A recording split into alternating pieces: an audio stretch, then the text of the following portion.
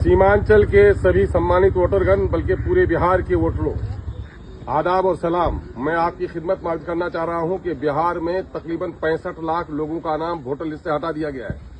ये 65 lakh election commission का दावा है कि ये वो लोग हैं जो लोग मर गए हैं, जिन लोगों की डबल एंट्री थी, जो लोग शिफ्ट कर गए हैं या जो लोग लापता हैं। अगर उसको आप 65 लाख को आप भागा दे दें 243 विधानसभा सीटों में से, तो तकरीबन 26 से 27 हजार फी सीट होता है एक एक विधानसभा में। लेकिन किशनगंज में हमारा कुछ ज्यादा लोगों का नाम हटा है। अमोर बैसा में हमारे 45,000 लोगों का नाम हटाया गया है। किशनगंज विधानसभा क्षेत्र में 49,000 लोगों का नाम हटाया गया है। कोचाधामन में 30,000 लोगों का नाम हटाया गया है। बहादुरगंज में 31,000 लोगों का नाम हटाया गया है। ठाकुरगंज में 29,000 लोगों का नाम हटाया गया है, जो अनुमान से ज्यादा है। ये जो वोटर लिस्ट अभी आपके बीएलओ के पास आया है, इसमें आपका नाम चढ़ गया है, तो इससे आप संतुष्ट और मुतमईन मत हो जाइए। ये प्रारूप है, इसको कहा गया है ड्राफ्ट रोल है। ये है कि आप जिंदा हैं, आपने अपना नाम चढ़ा लिया है।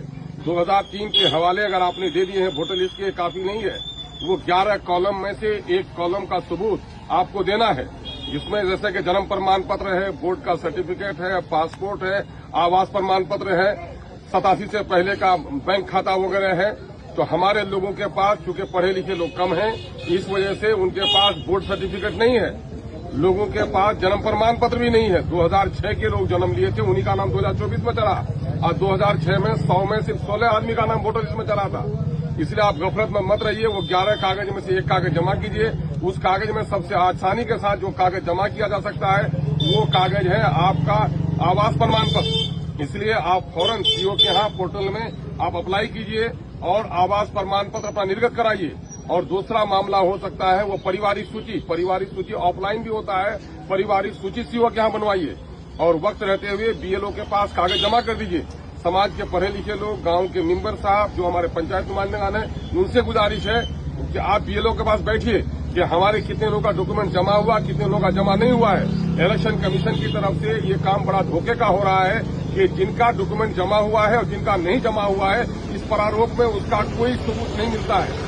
ऑनलाइन भी देखिए कि मेरा डॉक्यूमेंट जमा हुआ कि नहीं जमा हुआ है, इसका कोई इंडिकेशन नहीं मिलता है। होना ये चाहिए था जब ये प्रारूप जारी कराया गया, जिनका डॉक्यूमेंट जमा हो गया था उनके डॉक्यूमेंट जमा होने का उसमें सबूत होना चाहिए था, और जिनका डॉक्यूमेंट जमा नहीं हुआ था उनका ब्लैंक होना चाहिए था। ऐसा कुछ भी नहीं है। इसलिए बीएलओ के पास बैठिए और अपना नाम देखिए कि मेरा डॉक्यूमेंट जो जमा हुआ है कि नहीं जमा हुआ है। इसके बाद जो फाइनल लिस्ट तैयार होगा, वो लिस्ट होगा, फाइनल पब्लिकेशन होगा। फाइनल पब्लिकेशन में मुमकिन है कि आज 1,45,000 का नाम हटा है, और अगर लोग डॉक्यूमेंट जमा नहीं कर सके तो इनकी तादाद 2,45,000 भी हो सकती है। इसलिए उस वक्त अगर आपका नाम छूट जाएगा तो उसके बाद फौरन इलेक्शन का डिक्लेरेशन होने वाला है। आचार संहिता लागू होने के बाद आप अपना परमाना लेके फिरिएगा, आपका नाम नहीं चढ़ेगा। इसलिए सब काम छोड़कर सबसे पहली फुर्सत में आप लोग अपना जो बीएलओ है उसके पास जाइए कि मेरा जो सर्टिफिकेट हमने दिया था उसमें आपने सर्टिफिकेट जमा किया है कि नहीं किया है। ये धोखा है। इलेक्शन कमीशन की तरफ से जो लोग सर्टिफिकेट जमा किए उसको सबूत मिलना चाहिए था। जो लोग फॉर्म जमा किए तो फॉर्म मिलना चाहिए था। लेकिन इन लोगों ने बीएलओ ने घर में बैठकर कर दिया है। अगर फिर बैठ के कर देगा तो फिर आप लोगों में से हमारे बहुत सारे लोगों का नाम छट जाएगा, जो हमारा बड़ा नुकसान होगा। इसके लिए सचेत हो जाए।